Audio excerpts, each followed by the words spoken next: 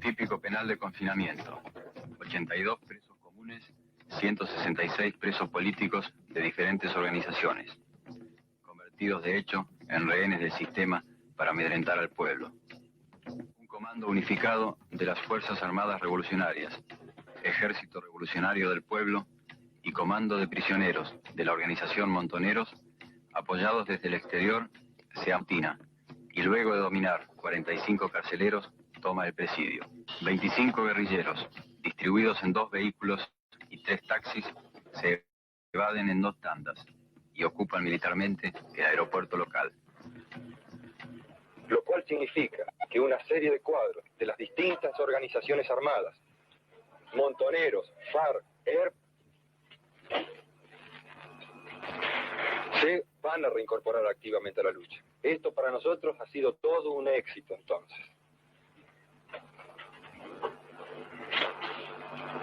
Aquí, ya que estamos también en la Patagonia,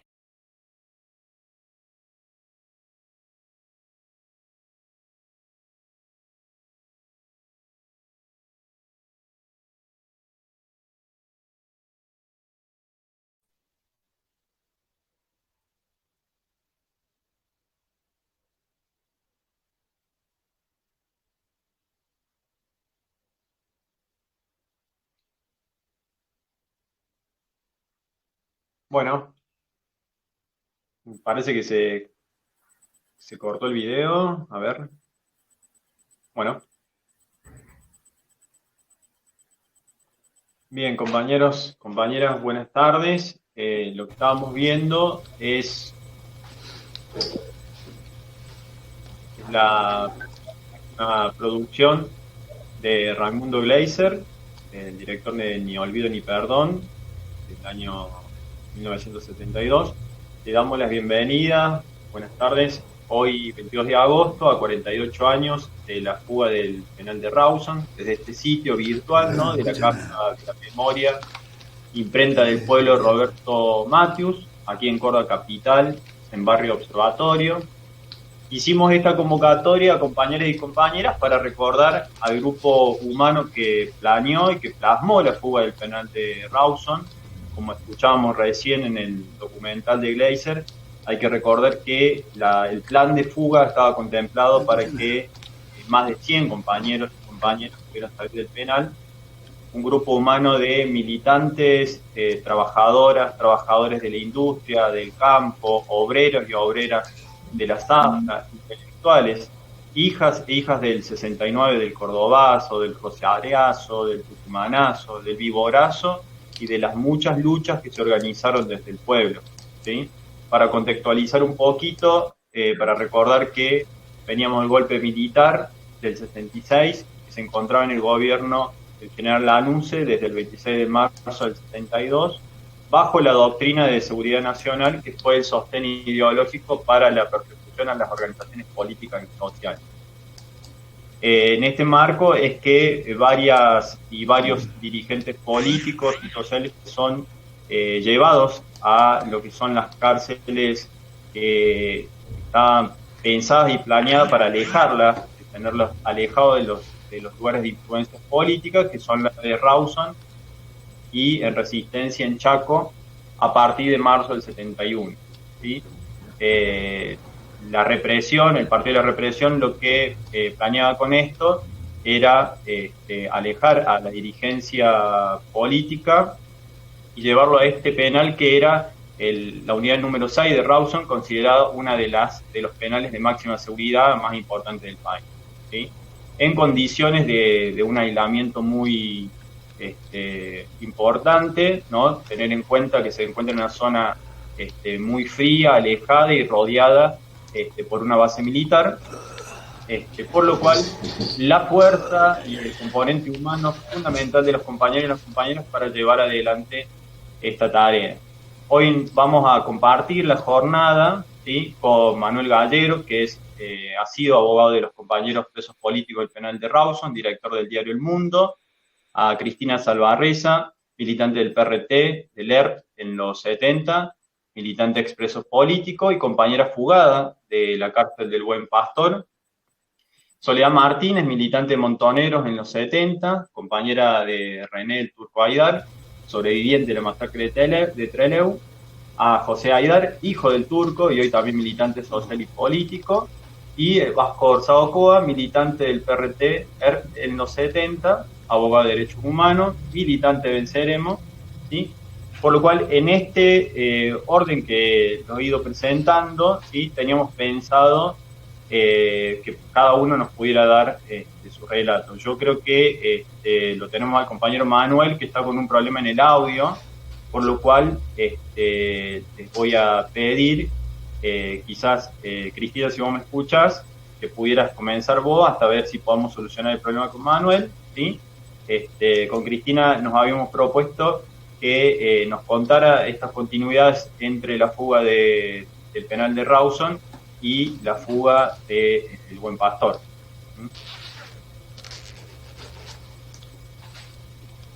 Te dejo la palabra, Cristina. Bueno, gracias.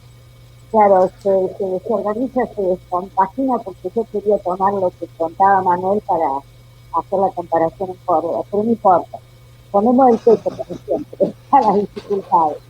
Soy Cristina Salvatrucha, soy militante del PRT y vivo en Córdoba y me fugué de la cárcel del Buen Pastor junto a 26 compañeras presas políticas. Ese día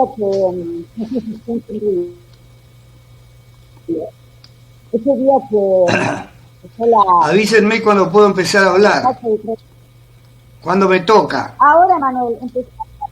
Porque yo no escucho nada.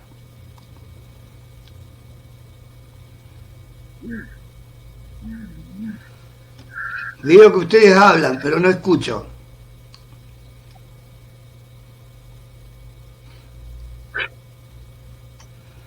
Habla el Vasco, Cristina.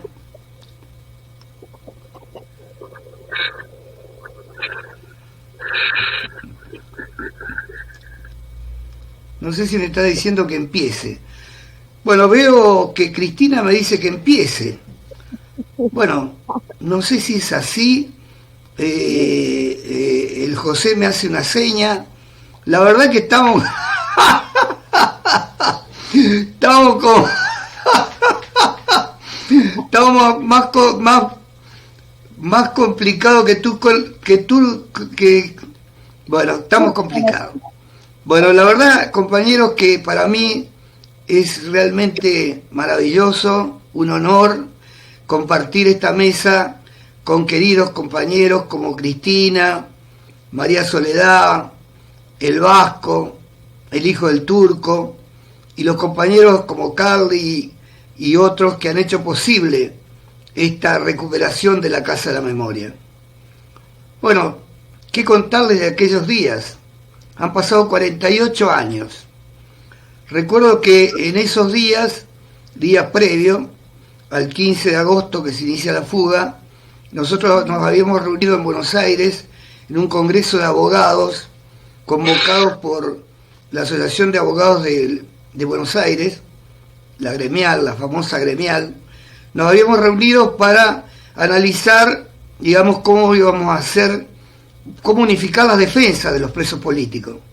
En ese congreso participaron 400 compañeros, colegas, abogados. Lo presidió finalmente, porque hubo 2 listas, y finalmente lo presidió Gustavo Roca, y yo fui secretario del congreso. En ese congreso teníamos claro que venían días importantes. Los compañeros de la FARC, donde yo estaba militando en ese momento, nos habían anunciado que se estaba preparando algo grande, pero no nos habían dicho de qué se trataba. Así fue que el 15, cuando se inició la fuga, inmediatamente en el Congreso tomamos algunas decisiones. La primera fue enviar 4 compañeros abogados a Rawson, porque ya teníamos noticia de que no había sido con total éxito la fuga, y mandamos 4 abogados a Rawson, que eran Eduardo Luis Dualde, Matarolo, Rodolfo Matarolo, Ortega Peña y Vicente Citolema. A su vez mandamos 3 abogados a Chile para conversar y negociar con el gobierno del compañero Salvador Allende la posibilidad de que le otorgaran asilo a nuestros compañeros que habían llegado a Chile. Los abogados designados fueron Luis Cerruti Costa, el gallego López Acoto y Gustavo Roca. Bueno, y nosotros seguimos sesionando, digamos, hasta que se terminó el Congreso y ya habíamos tomado las medidas determinantes para tratar de evitar de que se produjeran los hechos que después se produjeron. Bueno, lamentablemente, digamos, recuerdo nítidamente aquella conferencia de prensa de Mariano Pujada y del Indio Bonet. Al Indio yo lo conocí en el 61 porque venía a Santa Fe, donde yo militaba en el movimiento estudiantil, en el peronismo revolucionario. Venía junto con mi cuñado Luis Pujal en el 61, ellos estaban en Palau de Bolera, e hicimos un acuerdo y de esa época lo conocí al Indio, que además fue un compañero increíble, muy solidario con Susana, mi hermana, cuando desapareció Luis. La masacre de Trelew creo que fue, digamos, podríamos decir que fue el paso o el comienzo, junto con los secuestros de Luis Pujal, el matrimonio Maestre, el matrimonio Ver y el mismo Néstor Martín, fue el comienzo de lo que después sería una práctica sistemática, lo que dijimos, caracterizamos como el terrorismo de Estado. No cabe duda que la masacre fue eso, el papel del Estado como represor, digamos, y ya no cubriendo ningún tipo de límite, porque el asesinato fue brutal. Sosa, que era el ejecutor en realidad, fue decidido por los altos mandos. Ahí hay una responsabilidad directa de Hermes Quijada, que era el jefe de la Armada, pero también de Alejandro Agustín Lanusse, que era el dictador, el presidente. O sea que está claro que ahí comenzó el terrorismo de Estado, que ya después se transforma a partir del 76 en práctica sistemática, y a partir del 73 se combina con la represión paraestatal que realiza la AAA. Bueno, creo que para introducción está bien, y espero escucharlo a ustedes, que tienen más cosas que contar que yo. Gracias, compañero. Bueno, dice que no se escucha bien el sonido de mi voz. No sé si ustedes la están escuchando bien.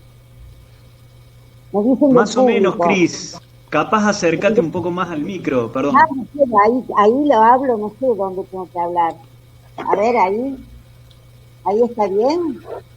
Se escucha mejor. Y cerremos los micrófonos. Ahí está bien, y cerremos los micrófonos. Bueno, compañeros, tomando las citas que ha hecho Manuel para introducir lo de lo que fue Trelew, yo voy a retomar lo de Córdoba, ¿no? Ese día, el 22 de agosto, estábamos en la Facultad de Arquitectura, y de todas las facultades en Córdoba que están en el centro de la ciudad, nos juntamos y fue una convocatoria de una gran asamblea que se hizo en dicha facultad, donde ya había una trayectoria de lucha muy importante. Bueno, llegó la policía, nos reprimió y pasamos casi todos al cabildo y a distintas comisarías, éramos cerca de 700 estudiantes. Córdoba fue muy conmovida con la masacre de Trelew. Y esto fue algo que nos marcó a cada uno, y en cada lugar en donde estábamos, luchábamos por lo mismo, ¿no? En cada cárcel de la República Argentina, la misión que tenía cada preso político era tratar de llegar a tomar la libertad por sus manos, porque era imposible en este momento de la democracia, entre comillas, lograrlo por otra vía judicial o legal. Así es que Córdoba en ese momento estaba intervenida por el gobierno nacional junto a otras 5 provincias, ¿no? Era la primera vez que en Córdoba un vicegobernador venía del pueblo. era un dirigente de la UTA, Atilio López, y un gobernador encarcelado y uno muerto, así nos espera la cárcel en el año 75. En esos momentos llega a Córdoba Lacabane como interventor, y el terror que empieza a ejercer en las universidades, en las fábricas, en los sindicatos, en las asambleas, las movilizaciones, era de terror. Por lo tanto, había una situación de reflujo, como sabíamos decir, de las masas, de desmovilización en esos momentos. Entonces, luego fuimos armando algunos relatos, esto no lo sabíamos nosotros de adentro, se empieza a planear la fuga desde adentro y desde afuera, en coordinación con diferentes grupos y organizaciones revolucionarias que estábamos presas. Entre ellos estaban Montoneros, FARC y PRT.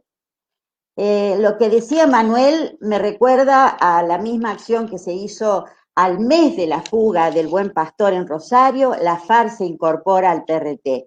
O sea, tomando como ejemplo esta movilización y este éxito de la fuga del Buen Pastor, la FARC se incorpora al PRT. Pero volviendo al tema concreto de la fuga, bueno, allí se intentaron varias cosas para lograr la libertad, pero fue fallando, ¿no? Fue fallando, sí, me siguen diciendo que no se escucha bien. Bueno, no importa, sigo. Nosotros teníamos como objetivo, durante los días que estábamos preparando la fuga, que fueron previos a la fecha ya a la fecha que salimos, nos dedicamos 100% a la fuga. Pero previo, a los meses previos, fue una intensa lucha para tratar de organizar la formación política dentro de las cárceles, ¿no? Y eso lo tomamos, por ejemplo, porque ya conocíamos lo que había pasado en Rawson. Se juntaban los compañeros a discutir documentos, a leer libros, y en estas lecturas que hacíamos, quiero reivindicar la imprenta que nosotros hemos recuperado hace poco tiempo, porque el PRT se preocupaba de que los presos políticos tuvieran material de estudio adentro de las cárceles.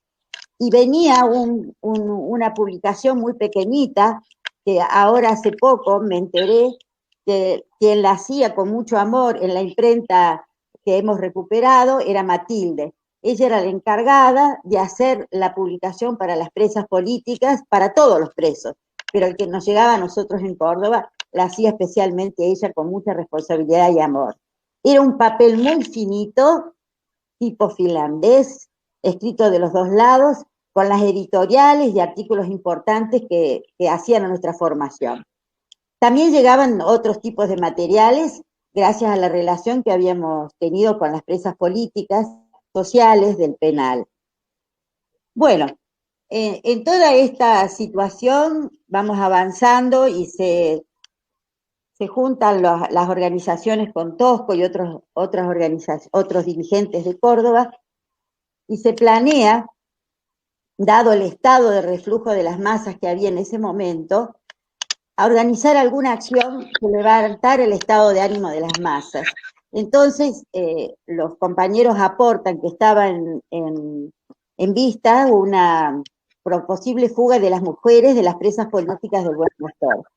Y bueno, la alegría fue enorme de los compañeros sindicales de distintas fábricas y de distintos sindicatos para apoyar que se apurara, porque eso venía muy bien para el estado de ánimo de las masas y para estimular la lucha. Bueno, entonces se concreta el 25 de mayo de 1975, mientras Lacabane estaba diciendo su discurso con las palabras textuales: la subversión en Córdoba está totalmente derrotada. Y alguien le tocó el hombro y le dice: brigadier, se le fugaron las presas políticas del Buen Pastor. Bueno, eso fue el impacto más grande, ¿no? Porque se dice que se le transformó la cara. Pero lo que pasó en Córdoba fue maravilloso, porque desde el otro día todo el mundo había tenido algo que ver con la fuga. Alguien nos había llevado en auto, a alguien habíamos llegado a la casa, todos tenían algún granito de participación. Las enfermeras del frente del penal, que era la clínica Allende, nos estimulaban y gritaban, nosotros escuchábamos los gritos que decían, vamos chicas, salten, salten, mientras nosotros íbamos saltando. Eso sí lo escuchamos, pero hay otras situaciones que fueron la parte esa de la fantasía del pueblo, ¿no? El pueblo que toma para sí las reivindicaciones que nosotros levantábamos, ¿no? Salir en libertad para seguir la lucha. Más o menos, a grandes rasgos es eso. Yo quiero decir que me siento muy orgullosa de que me hayan invitado, que quizás haya otras compañeras más valiosas que yo que puedan también relatar esto y de mejor manera, pero bueno, aquí estoy y gracias por haberme permitido participar, y si después se abren las preguntas y quieren preguntarme más cosas, la verdad que esto del sonido que no se escucha y todo lo que me entra por el celular me tiene bastante dispersada. Gracias, compañeros. Aguante, Cris, se escucha bárbaro. ¿Así? Bueno, me estoy comiendo la compu. Bueno, creo que me toca a mí hablar. Bueno, yo soy Soledad Martínez, fui la compañera de Turco Aydar. Para mí es un orgullo, un honor, y la verdad que me siento un poco halagada de más de ser convocada para hablar por el 22 de agosto. Siempre traté de tener un perfil bajo, porque yo formé pareja con el turco años después de la masacre, de la fuga que fue masacre. Pero ya en aquellos años, en mi familia, ya había algunos hermanos míos que ya eran militantes de la organización político-militar Montoneros, así que en mi casa ya desde el 70 comenzaban los allanamientos. O sea que no era para mí lejano, y ya a fines del 72 y durante el 73 empecé a acompañar a algunos de mis hermanos en lo que fue la juventud peronista, para luego yo sumarme en mi militancia propia, digamos, ¿no? En la JUP y ya adelante. Yo esto lo explico porque yo he sido compañera del turco gracias a su sobrevivencia. A pesar de que desde que formamos pareja, criamos 4 hijos, los 2 más grandes, hijos de crianza mío, hijos de sangre de él, y los 2 más chicos, hijos de sangre de él y mío. Quiero hacer esta aclaración porque me parece que está dentro de la honestidad de la militancia. No puedo hablar en primera persona como Manuel Gajero o de Cristina con su fuga del Buen Pastor, tan merecida y tan realmente reconocida aquella fuga, que fue muy importante para Córdoba, que ya teníamos a las 3A, teníamos a los Comandos Libertadores de América, teníamos a la Cabane, teníamos a toda la derecha peronista más recalcitrante, o sea que ya era muy difícil militar en esas épocas, y hacer una fuga fue muy importante. Bueno, vamos cortito a lo que yo más valoro y lo que me parece importantísimo de rescatar de las luchas de los compañeros de las organizaciones político-militares revolucionarias, guerrilleras, como le llaman algunos, como fue el ERP, las FARC, Montoneros. También estaban compañeros de FAP, que ellos, bueno, tenían otras líneas. Todas esas organizaciones tuvieron la inteligencia, la importancia, el valor fundamental de hacer la unión en la lucha y en la fuga, para seguir militando. Cada uno seguiría militando en sus organizaciones, pero el valor más importante, y al que a la historia de nuestro país no van a poder borrar nunca, es la unidad en la lucha y el fugarse para continuar militando, para derrocar a lo que para algunos era la oligarquía, para otros el imperialismo, para otros el partido militar, pero esto era lo importante. Había un auge de masas también en aquellos años, que por eso algunos compañeros decían, estábamos con fuerza, teníamos esperanza, queríamos escaparnos. Primero salieron los 6 compañeros que fueron, vale la pena nombrarlos, Osatiti, Santucho, Mena, Gorriarán Merlo, Quieto y Vaca Narvaja. Fueron los que eran de la conducción. Había que primero cuidar a la conducción, porque después veníamos los otros. Y después vino la segunda línea, que era casi de conducción, que fueron los 19 compañeros que terminaron entregándose en el aeropuerto, y que son 16, y que yo quiero nombrarlos, porque mucha gente que nos verá en algún momento en el Facebook tendrá que saber los nombres de los compañeros. Les voy a decir el apellido y a la organización que pertenecían. Compañero Bonet del ERP, Carlos del Rey del ERP, Suárez Suárez, Humberto del ERP, Clarisa Liaplas del ERP, Eduardo Capelo del ERP, Jorge Ulla del ERP, Mario Delfino del ERP, Ana María Villarreal de Santucho, esposa de Roberto Santucho del ERP, Miguel Ángel Polti del ERP, José Ricardo Mena del ERP y Humberto Adrián Toschi del ERP. Luego venía María Angélica Sabelli de las FARC, Carlos Heriberto Astudillo de las FARC, Alfredo Con de las FARC, Susana Lesgar de Montoneros y Mariano Pujada de Montoneros.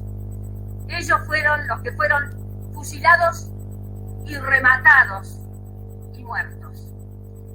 Los que quedaron sobrevivientes de esos 19 compañeros fueron María Antonia Berger de las FARC, Alberto Camp de las FARC y Ricardo Renaidar de Montoneros. Ellos sobrevivieron y ellos tienen, la verdad, el honor de seguirlos recordando, porque no bien salieron, no bien sobrevivieron, siguieron su lucha, siguieron su militancia, no se quebraron y siguieron hasta el final, hasta su desaparición. La compañera María Antonia Berger cayó en el año 79, en el año que hizo la contraofensiva a la organización Montoneros. Alberto lo matan en el 77 y años después pudieron encontrar sus restos y poderlo hacer su entierro.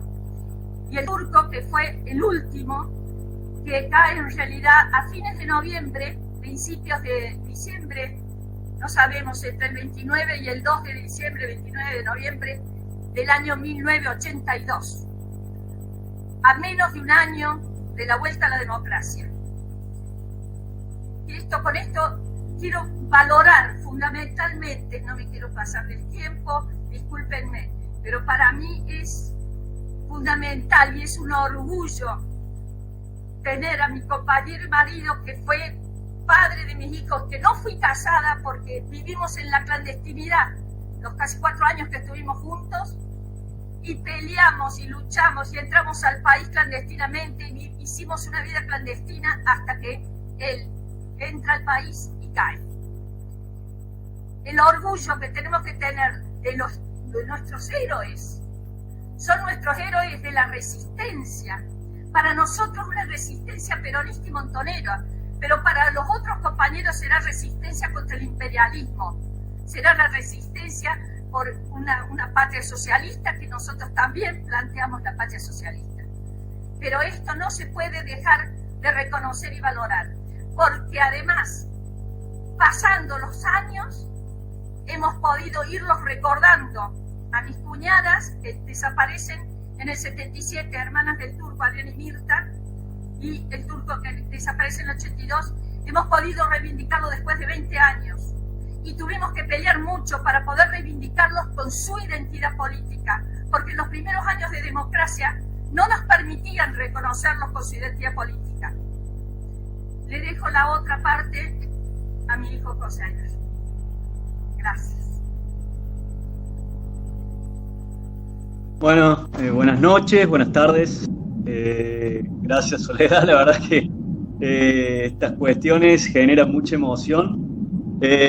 Estoy menos preparado que hace unos años para hablar, pero nada, primero que nada quiero agradecerles a toda esta banda maravillosa que están trabajando ahí en la imprenta. Me tocó por un compañero de geografía enterarme de ese lugar. La verdad que es maravilloso el laburo de ingeniería que ha habido y refleja, lo charlábamos antes, ¿no? No solo el espíritu de lucha, de compromiso de esa generación, sino la capacidad de resistencia con desde un lugar de desventaja. La idea de la guerrilla justamente implica eso, la guerra irregular es eso, es enfrentarse con lo que uno tiene a mano, y estas son palabras desde Mao hasta Clausewitz, en donde te toca enfrentar o elegir enfrentar a un enemigo superior en logística, en armamento, en capacidad de maniobras, ¿no? Entonces, es muy terrible escuchar muchas veces cómo se bastardea a veces la historia desde los medios oficiales, desde la historia oficial, desde algunos sectores de la sociedad, ¿no? Que por supuesto tienen que ver con luchas ideológicas que se extienden hasta hoy. Pero bueno, antes de eso, agradecer al Vasco, a Cristina, a Carlos Direni, a Sofía y a todos los compañeros y compañeras que están trabajando ahí.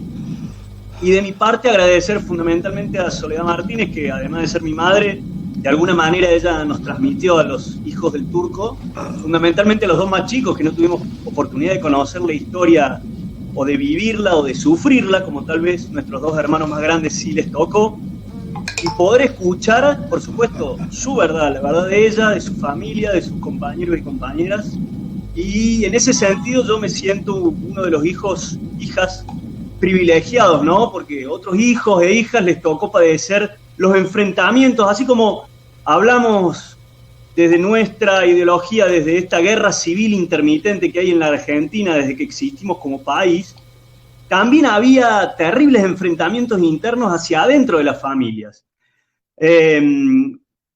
Por lo menos de Montoneros, los sectores sociales eran muchos de clase media, y muchas madres, padres y familiares de esos militantes montoneros y también de las otras organizaciones, les tocaba enfrentarse con su familia a costa de elegir y abrazar la militancia, sabiendo que muchas veces le podía costar la vida. Entonces, agradecer a Soledad y también a los compañeros de la agrupación Córdoba. Hoy en día ustedes me pueden presentar como militante porque tuve también la suerte de conocer esta generación del medio que hay entre nosotros los hijos y ustedes los militantes de los 70, que es la generación, la sufrida generación del 80 que le tocó vivir toda la teoría de los dos demonios, el alfonsinismo, el retorno a la democracia. Todos los militantes de los 70 sufrieron el retorno a la democracia, más allá del triunfo que implicó como sociedad y como país, y que las organizaciones armadas fueron parte de la recuperación de la democracia, justamente por enfrentar de manera directa o indirecta como se lo hizo. Entonces, decido nombrarlos, discúlpenme si uso el tiempo un poco en esto: Marcelo Echenique, Pablo Charras, Ezequiel Echenique y otros compañeros y compañeras que en algún momento formaron parte de este pequeño grupo o agrupamiento que de alguna manera busca no solo homenajear y reivindicar aquella lucha de los 70, sino militar hoy, ¿no es cierto?, en los barrios y en las zonas más olvidadas de nuestra sociedad, justamente tomando esa idea de la importancia de construir un país diferente al que nos impusieron en aquellas épocas, de la mano de la proscripción en su momento contra el peronismo, de la persecución, de las doctrinas de seguridad nacional que bien explicaba Carlos antes, ¿no? Entonces, lo único que puedo agregar al respecto es la importancia, la gravitación histórica y política que significó el hecho de la masacre de Trelew, por varios motivos. Primero, porque de alguna manera fue lo que empezó a permitir el retorno a la democracia en el 73, ¿no es cierto? Fue un hecho terriblemente impactante, la masacre, por la sangre fría con la que se aplicó ese fusilamiento, y fundamentalmente por el valor, en este caso, de los 3 sobrevivientes, Haidar, Berger y Camps, que fueron disparados y recibieron heridas. A María Antonia Berger, siempre me cuenta mi madre, le tocó sufrir la deformación de su cara por un impacto de bala en la cara, ¿no? Pero la gravitación política de aquel hecho es un par de aspectos fundamentales, ¿no? Primero, la capacidad de unidad de aquellas organizaciones, ERP, FARC y Montoneros, ¿no es cierto? La capacidad de síntesis que había, el nivel de formación que tenían los compañeros y compañeras, escuchar hablar a pujadas en ese reportaje en el aeropuerto, siendo un pibe de 20 y pico, muy cortitos años, muy joven, pero una formación y una claridad en en la explicación de la lucha política, ¿no? Entonces la unidad me parece que es algo fundamental y es algo que las nuevas generaciones en estas nuevas épocas nos viene costando bastante, creo, ¿no? Es el gran desafío hoy en día cómo lograr unirnos a pesar de cómo el poder nos vomita permanentemente diferencias que no podemos saldar, ¿no? Me parece que ese es un aspecto. Después el otro aspecto tiene que ver con la posibilidad de generar un impacto político a través de la lucha armada. La posibilidad de supervivencia de estos dos compañeros y la compañera Berger es lo que después va a dar la posibilidad del testimonio real de lo que pasó. Recordemos, el poder militar, el poder político y militar mintió sobre los hechos de Trelew diciendo que se habían pretendido fugar y por eso se lo fusiló, y en realidad fue un fusilamiento a sangre fría, ¿no? Entonces, la posibilidad de los compañeros y las compañeras de liberarse de la prisión y poder seguir luchando y en este caso dar testimonio real de lo que ocurrió. En tal sentido, ya para ir redondeando, me parece que también marca el nivel de enfrentamiento que hay en nuestra sociedad. Hace un rato hablaba del concepto de guerra civil intermitente y me parece que eso es algo que debemos tener en cuenta hoy en día.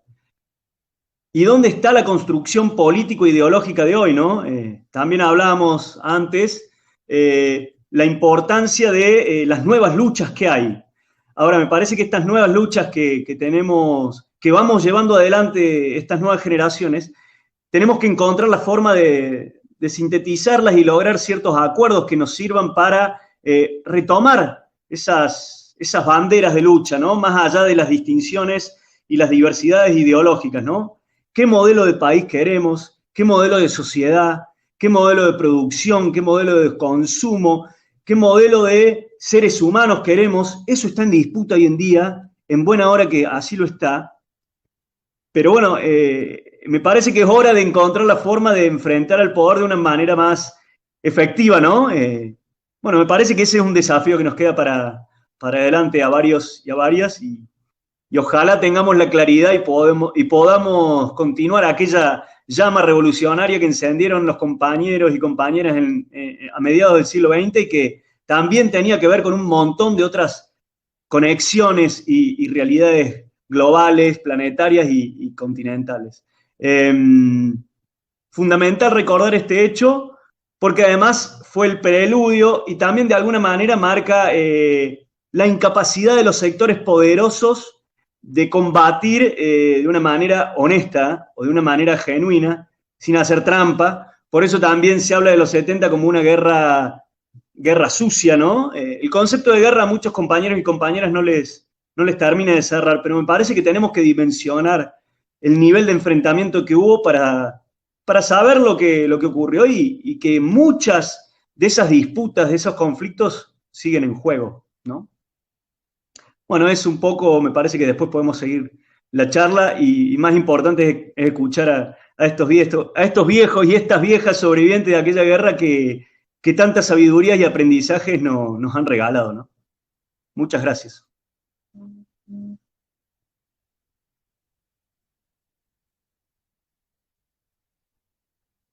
¿Vasquito? Prende el micrófono, Vasco. Gracias, José. Ahora le vamos a dar la palabra al Vasco Osaocoa.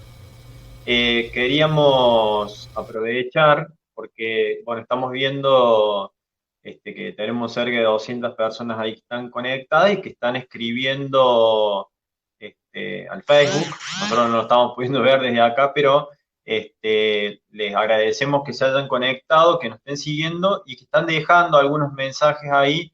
Les decimos que al final lo que queremos hacer es tratar de hacer algún tipo de intercambio, por lo cual pueden dejar alguna pregunta acompañando los saludos. Tenemos muchos ahí, ya cerca de 150, vamos a ver qué es lo que podamos leer de ahí, pero pueden mandarnos algunas preguntas para que podamos hacer al final un intercambio. Así que le dejo la palabra al Vasco.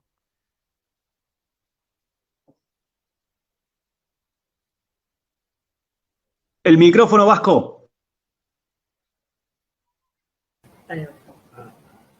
cuando hablo con esto? Pónetelo, déjatelo puesto. Ahí está. Se te va a escuchar. Déjalo puesto así, escuchas bien. Buenas tardes, compañeras, compañeros.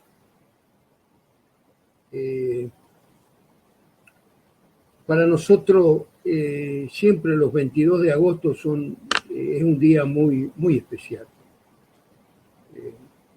de mucho sentimiento, de mucho dolor.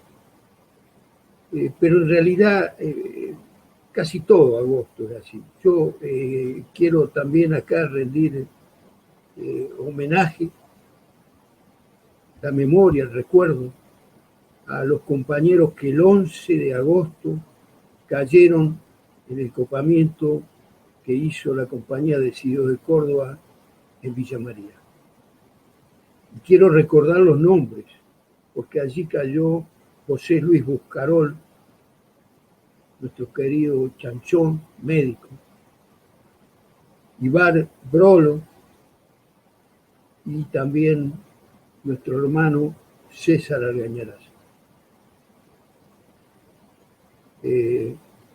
Bueno, yo tiemblo porque César murió en mis brazos.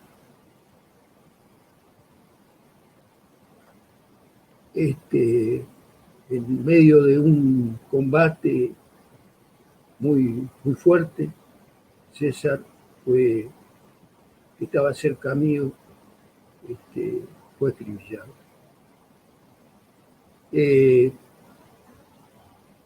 También el 11 de agosto de ese mismo año, 74, cayeron los compañeros de Catamarca en el intento de copamiento del regimiento de Catamarca. Es un descuido que yo me autocritico, no haber traído los nombres de los compañeros en Catamarca, pero tendríamos que, como decía muy bien Soledad, tendríamos que hablar de cada uno de los nombres. Y bueno, compañero, creo que la exposición de los compañeros que me han antecedido han mostrado muy bien cómo fueron los acontecimientos ahí en Trelew. Yo quiero decir que los compañeros fusilados en Trelew, en Catamarca, en Villa María, y miles de compañeros que acompañaban los ideales, queríamos hacer una revolución. Es decir, queríamos cambiar de raíz este sistema. Queríamos una patria socialista. Por eso, básicamente, en los compañeros caídos y en todos los compañeros estaba descartada eso del posibilismo, eso del progresismo, eso del mal menor.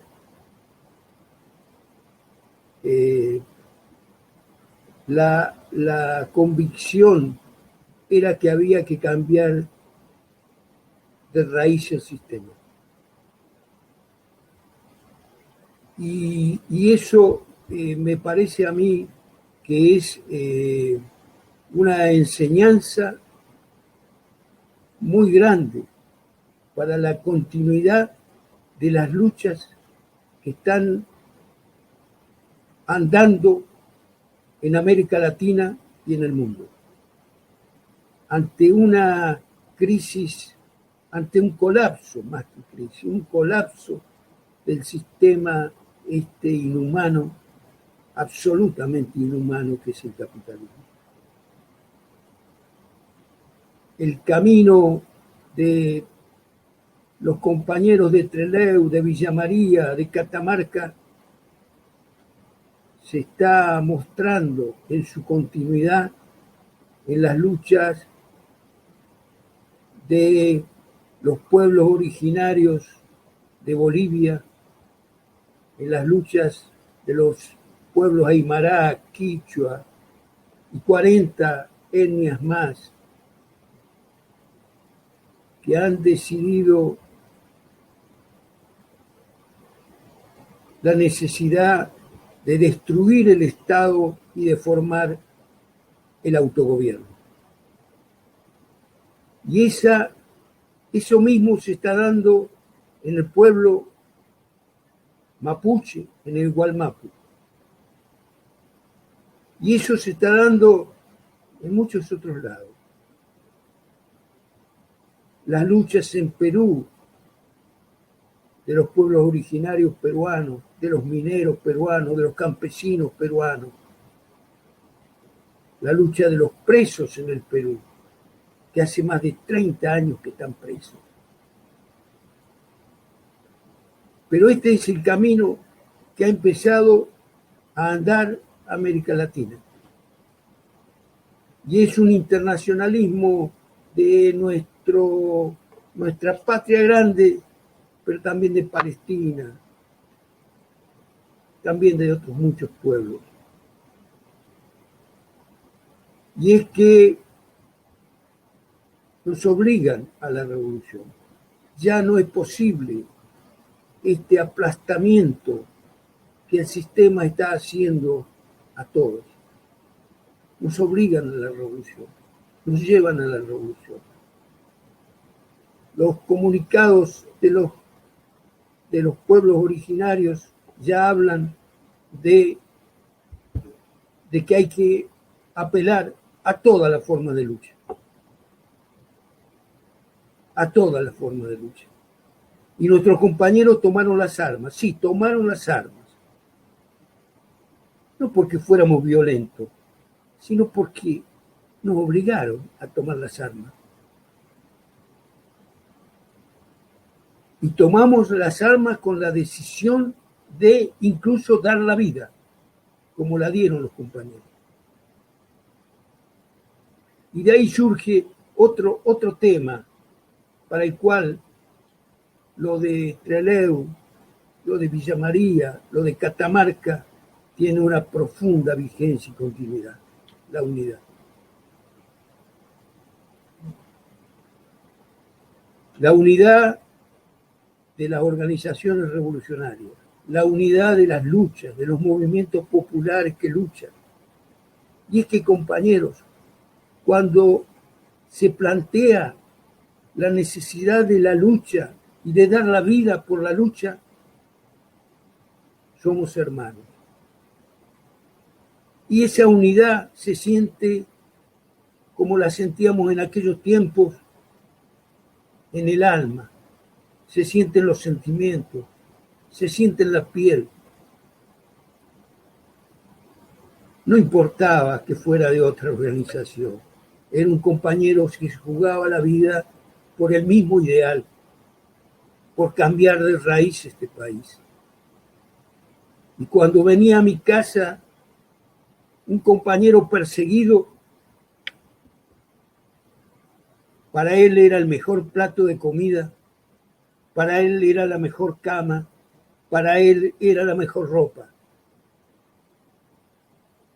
La unidad, compañero. Y creo que todo esto, tiene mucho que ver con lo que está pasando.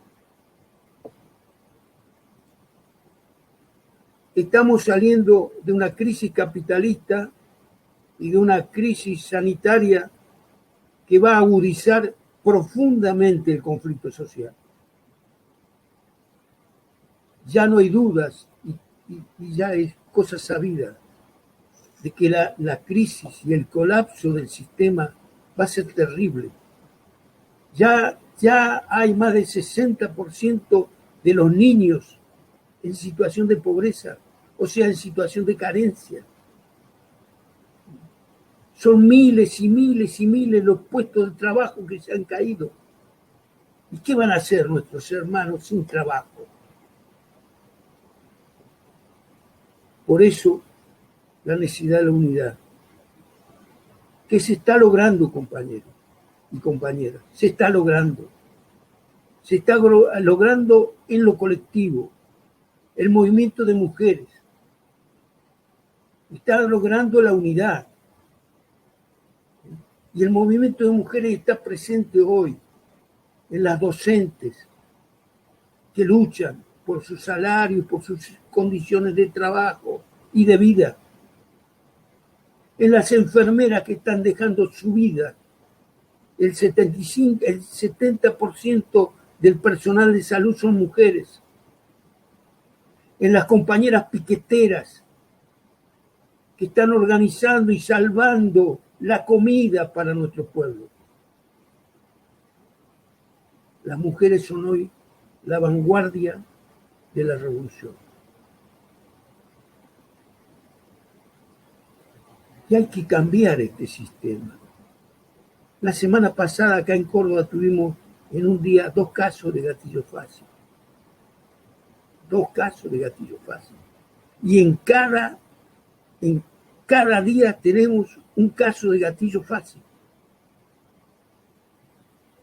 Y ahora el gobierno nos habla de que van a hacer cursillos de derechos humanos para mejorar a la policía.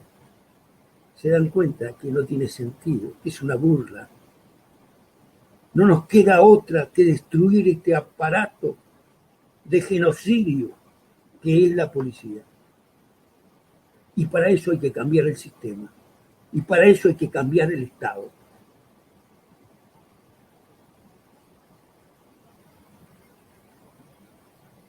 Los femicidios, los travesticidios. ¿Cómo no nos vamos a alterar con esto que está pasando? Pero ¿quién es el responsable? El Estado. Es este Estado absolutamente patriarcal. Por eso nosotros, desde la Casa de la Memoria, no queremos relación con los gobiernos. No queremos relación con el Estado. Cuando salieron dos artículos en el diario y tuvo una gran repercusión esto de la recuperación de la casa, inmediatamente nos llamaban desde las oficinas del gobierno, porque querían que nosotros tener una relación con nosotros, y nos ofrecían plata. Eso nos ofrecían plata. Y le dijimos que no queríamos recibir plata, porque recibir plata del Estado es hacer que empiecen a censurarnos, y nosotros somos los custodios de la memoria, no el Estado que fue el genocida. Gobierno quien gobierne, dictadura o democracia burguesa, es lo mismo. Entonces le dijimos que no, y nos miraron asombrados. ¿Cómo que no aceptan? No aceptamos. La memoria, la custodia de la memoria de nuestros compañeros somos nosotros. No es el Estado es el enemigo.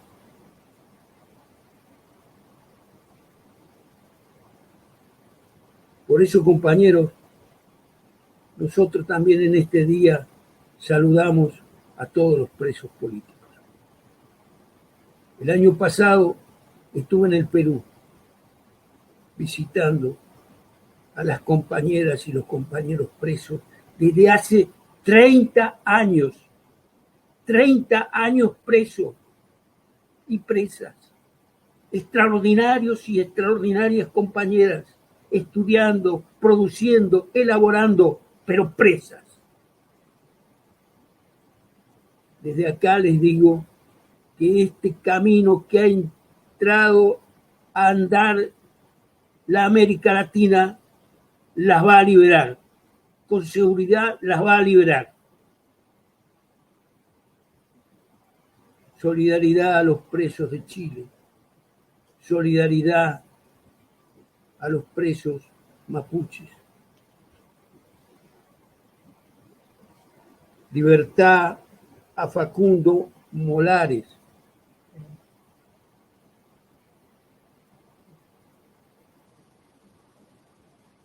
Tenemos que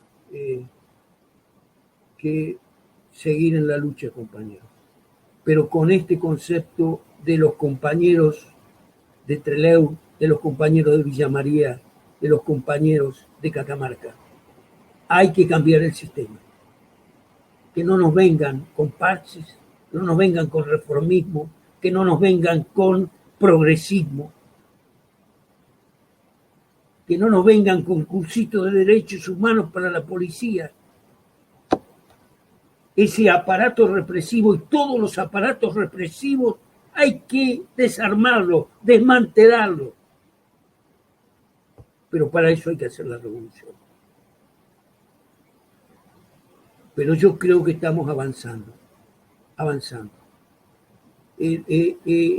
Leer los comunicados de los pueblos originarios es algo extraordinario, por la claridad, por la profundidad, porque además nos hablan de la tierra, de la Pachamama, nos hablan del agua, y que nosotros, ¿qué vamos a hacer sin la Pachamama, sin el agua, sin la tierra? Pobre, es una pobre loca. Entonces, compañeros, estamos marchando. Unidad. Tenemos que unirnos. Y seguramente nos vamos a unir, porque en esta lucha por cambiar de fondo y de raíz todo esto, tenemos que poner la vida,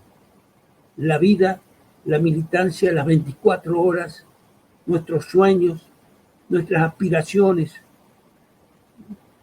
nuestro legado para nuestros hijos y para nuestros nietos. Ahí está la lucha y la unidad. Gracias, compañeros.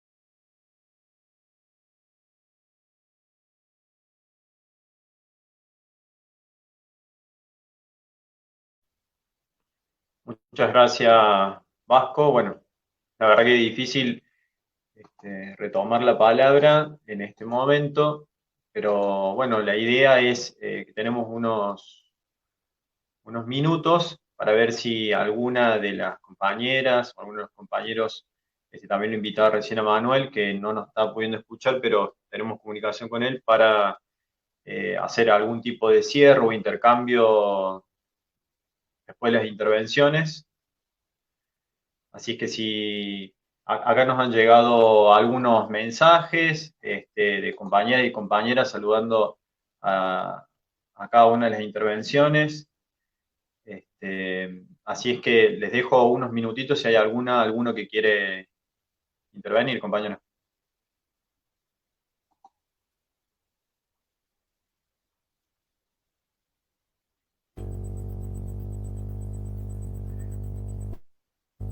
Soledad. Sí. La verdad que el cierre, el gran cierre que hizo el Vasco es muy importante, porque en realidad es cómo continuamos. El aporte que hace José también es cómo continuamos. Nosotros quizás nos hemos puesto un poco en la parte más histórica, pero yo creo que esto tiene un valor incalculable, porque a pesar de los años que han pasado, a pesar que nos ha costado tanto retomar la lucha, retomar las identidades y buscar los distintos caminos que cada uno ha hecho en su militancia, yo creo que lo más claro es el tema de la unidad. Lo que pasa es que la unidad la podemos tener cuando tenemos concepciones y convicciones parecidas. No podemos hacer la unidad que termine siendo una bolsa de gato, disculpen compañeros. Yo sí creo que tenemos que sumar todo lo más posible. Pero es muy difícil tener una concepción, como dice Vasco, de seguir trabajando, pero no recibiendo del Estado. Hay muchos compañeros que tienen, hay muchos de los sectores populares que necesitan y reciben el Estado. Y es verdad lo que dices, Vasco, perdemos la dignidad. Como decía San Martín, disculpen, está medio resumido, pero decía en pelotas pero libres. Y desgraciadamente cada vez se hace más difícil. Nosotros tenemos casi un 50% de desocupación en nuestro país. Y hace 30, 40 o 50 años atrás había una desocupación del 8%. El trabajo nos da dignidad y nos da conciencia de clase y nos da el espíritu para saber qué queremos y hacia dónde vamos. Por eso se hace tan difícil. Y otra cosa que creo que también es muy difícil y que creo que es importante que tenemos que tenerlo, y nos ha demostrado en estos 2 días que finalmente hemos logrado una excelente participación y conexión del siglo XXI en el siglo de la tecnología. Pero también los últimos años del siglo XX fue el del individualismo y el del consenso de Washington y el del neoliberalismo. Y se hace muy difícil cuando pasan los años y las nuevas generaciones van mamando eso. Por eso la lucha ahora es mucho más difícil para lograr que recuperemos y cambiemos, recuperemos conciencia, recuperemos el espíritu de lucha para poder revertir y cambiar. Creo que hay 2 cosas que marcó Vasco. Bueno, el tema de las mujeres y del feminismo. Yo lo valoro mucho, pero creo que ya en nuestras épocas, no sé si coincidirá Cristina conmigo, las mujeres que militábamos no teníamos diferencias con nuestros compañeros, al contrario. Si la mujer era el cuadro más alto que su compañero, iba adelante la compañera y el compañero hacía su tarea respecto o acorde a su obra, a su grado, ¿no es cierto?, o militancia, como fue en las organizaciones nuestras. Y si era al revés, era al revés. Digo, tenemos que reivindicar a nuestras compañeras desde ese punto también. El feminismo no empezó en el siglo XXI, no, compañeros. Es un largo camino que cada uno de los que hemos ido militando en estas organizaciones o en el campo popular o como trabajadoras sindicales. Yo he sido muchos años, he estado en el sindicalismo y sigo estando, aunque esté jubilada, o con actividades sociales, etcétera. Las mujeres venimos abriendo un largo camino. Y me van a disculpar, pero yo, que vengo del peronismo, para mí la compañera Evita fue nuestro ejemplo. Quiero rescatar también mucho las luchas de los pueblos originarios, importantísimo, y de los presos latinoamericanos. Hay algunos que están hace 20, 30 años, como dice Vasco. Conozco y tengo mucha relación con compañeros de la actual gremial de abogados. Hay mujeres en Paraguay que están hace más de 20 años presas. Es la guerrilla paraguaya, rural. En Perú también. En Chile más. En Chile tenemos una, creo yo, de acuerdo a mi concepción, que es una especie de guerrilla mapuche. Hay muchos presos. Y acá también los tenemos. Los silenciamos, los callamos, somos los huincas. ¿Cómo es el tema? Está difícil. Pero es una realidad que tenemos que ir trabajando hacia el futuro. Un aporte enorme. Gracias.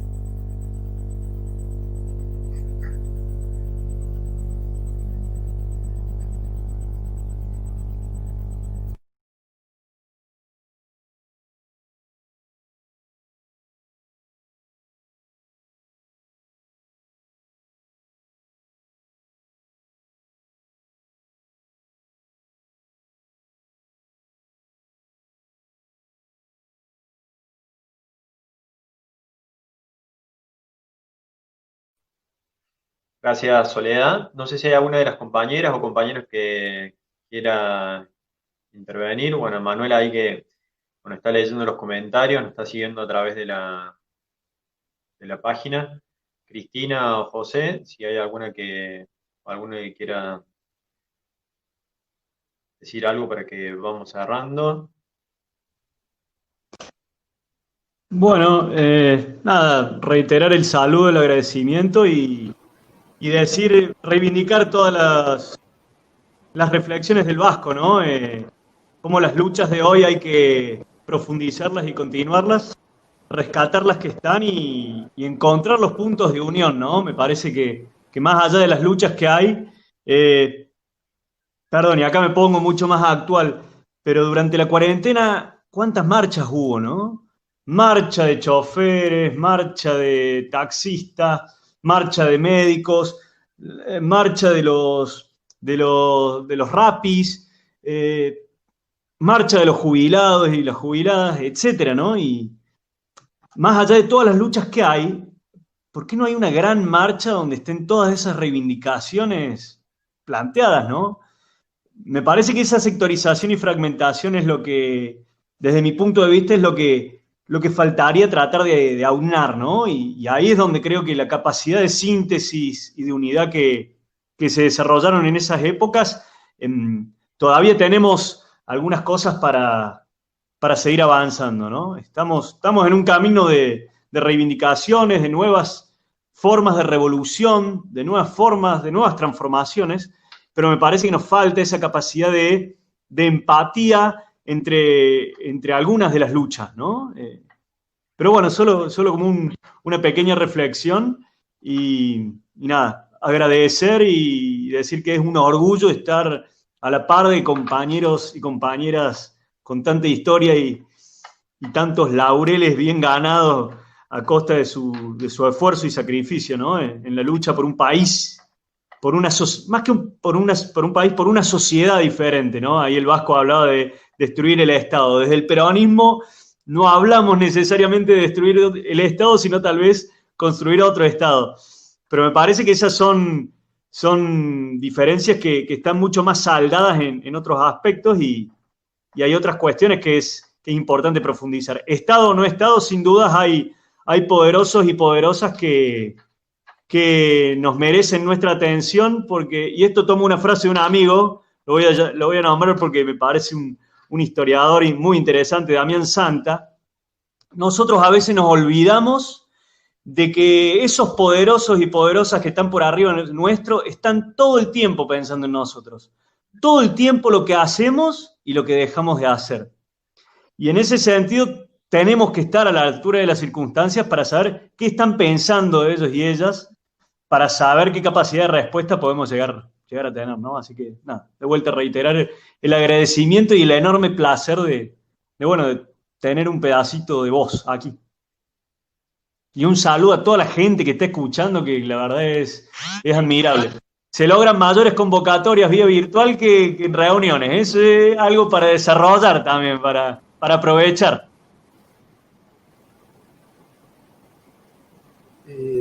Vasco. Sí. Sí, quería en nombre de la Casa de la Memoria y de todo el equipo que trabajamos ahí, agradecer y valorizar fundamentalmente la intervención de las compañeras, de Soledad y de Cristina. Muy valioso lo que ustedes han dicho. José, que es digno hijo del Turco.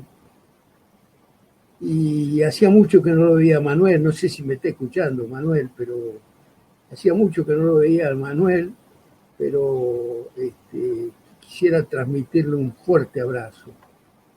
Manuel es un imprescindible, un gran imprescindible, ¿no? Y me alegro de verlo, hacía mucho que no lo veía, de verlo bien, lo veo activo, de modo que un inmenso abrazo a él. Y a todas las compañeras y los compañeros que nos han acompañado, quiero decirles que este video va a quedar en en nuestra biblioteca de la Casa de la Memoria y lo vamos a tener para todas las visitas, para todos los compañeros que quieren conocer la historia de esa casa y que esto nos viene muy, muy bien para poder reflejar lo que fueron los compañeros, ¿no? Las compañeras. Así que agradecerle a todas y todos los compañeros que nos han seguido, agradecerle de corazón. Sí, yo quiero agradecer fundamentalmente a la Casa de la Imprenta y que en cuanto se pueda, luego de la cuarentena, especialmente quiero ir un día a visitarlos. José ya lo planteó, bueno, él irá en su momento, nosotros iremos en el que podamos, pero nos parece muy importante. Y un especial agradecimiento. Me alegro de haberlo conocido a Manuel Gaguero. Me gustaría conocerlos personalmente. Agradecer esto que han armado, que no es fácil en tiempos de virtualidad para nosotros que ya estamos grandes, tan especialmente los jóvenes de la casa que han sido excelentes. Son excelentes docentes, sí, aplausos, excelentes docentes para poder enseñarnos a poder comunicarnos en lo virtual. Y seguiremos en esta virtualidad, aunque ya no haya cuarentena, porque quizás hay veces que uno de esta manera puede llegar mucho más a mucha gente. Y eso creo que también es importante. Y nosotros tenemos que seguirnos ayornando. Muchísimas gracias a la Casa de la Imprenta y debemos la visita para conocer. Muchísimas gracias a todos, a los jóvenes, que creo que es a quien más nos debemos, como siempre. Y muchísimas gracias por todos los comentarios que estamos viendo acá. En fin, tan importante y tan valeroso para continuar la lucha, que estemos recordando y que sepamos que no fue la primera vez los fusilamientos. Acá en nuestro país han vivido habiendo fusilamientos. Desde allá, desde los unitarios federales, pasando por la Patagonia rebelde, pasando por el 55, y seguimos nombrando. Y sabemos que en las épocas del 76 en adelante, el Vesubio, que mataron montones de compañeros, varios compañeros, que fue también un 31 de agosto, en diciembre, en Margarita Belén, varios compañeros los fusilaron, la mayoría eran montoneros en ese caso, y así. En Pilar creo que también fue en agosto, que tiraron 30 cuerpos. Bueno, en fin, hay mucho más, pero lo que se me viene a la cabeza. Por eso, en honor a ellos y para los futuros y las futuras compañeros, compañeras y ciudadanos de nuestro país y de nuestra región, tenemos que seguir la lucha. Dar ejemplo y a la vez dar testimonio. Bueno, mil gracias.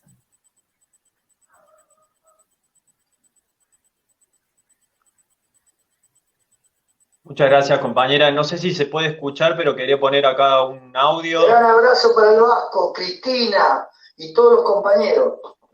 Es un saludo de Manuel, que bueno, que no nos está pudiendo escuchar, pero quería hacérselo llegar. Me lo mandó recién por aquí. Dos cosas. Una, que están en la parte de la pantalla, hay una cuenta, ¿sí? Para todos aquellos que quieran colaborar con la Casa de la Memoria.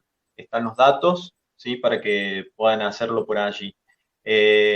Nos sumamos a estos pedidos que recién el Vasco en su intervención mencionaba, ¿no? Que sabemos la lucha, y en ese sentido lo que es el esclarecimiento y justicia por el caso de Facundo Castro, ¿sí? Si hablamos del presente y de la cantidad de lucha que estamos librando en una sociedad, digamos, que la represión se hace presente más en esta pandemia, ¿no? Se ha agudizado. Por otro lado, quería, si ustedes me permiten, vamos a nombrar a las compañeras y a los compañeros. Yo los iba a nombrar en un momento de esta charla, sobre todo algo que me había, en los primeros momentos que por lo menos yo tomo contacto con esta historia, ¿no? Hace un par de años, era la edad.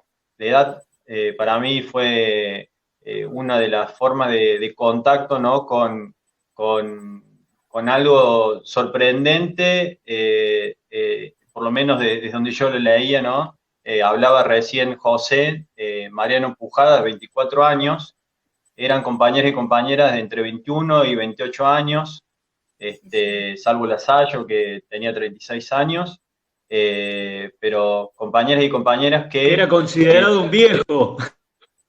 Claro, que en una situación, si contextualizamos en esa época, del sur, del frío, de ese aislamiento, y la fuerza moral inclaudicable en esas situaciones aún más complicadas, más complejas, para sostenernos una confianza y una esperanza y una alegría que, como hemos escuchado en los testimonios, se vivía en esos momentos dentro del penal, aún en esas condiciones, ¿no? Como contaban de cómo se juntaban para cantar una chacarera, a verlo al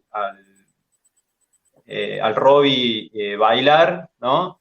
Y planear la fuga, la disciplina, la voluntad, el compromiso, que creo que, bueno, para mí, creo que para los compañeros y compañeras, pues somos un colectivo que está trabajando, digamos, en la Casa de la Memoria, nombrar a los compañeros, y antes de eso quería dejarles un poema de Patricio Torne, ¿sí? Que dice así: lo que fue encendido a costa de tanto amor, ese caldero arriesgado al que abrigamos, le pusimos el cuerpo y todos los deseos. Ahora, lejos de quemar, nos ilumina, y más allá de las imposibilidades, hace que podamos mirarnos a los ojos, sabiendo que no hay derrota capaz de doblegarnos. De nada servirá la muerte, salvo para mantener la llama.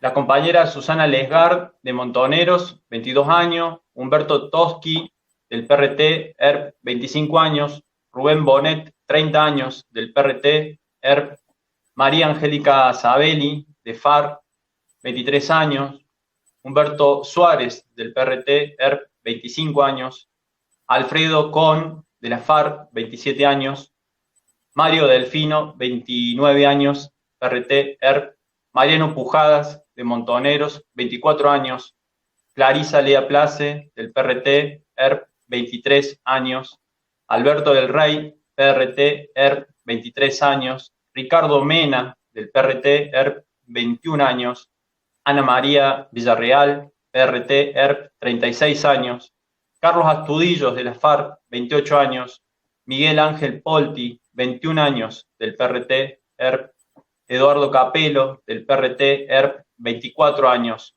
Jorge Ulla, del PRT, ERP, 27 años, y los compañeros Ricardo Aidar, de Montoneros, María Berger, de la FARC, y Alberto Miguel Camps, de la FARC. Todas ellos y todos ellos presentes, compañeros, más que nunca hoy, presentes, ahora y siempre. Bueno, y nosotros dijimos presentes, carajo. Presentes hasta la victoria siempre, como decían los compañeros. Muchas gracias, compañeras y compañeros. Gracias. Un gran placer. Muchísimas gracias. Nos vemos. Muchísimas gracias. Gracias por ser esos guardianes y guardianas de la memoria. Arriba, viejitos y viejitas. Gracias, Carly. Ídolo. Adiós, nos vemos. Adiós. Nos vemos.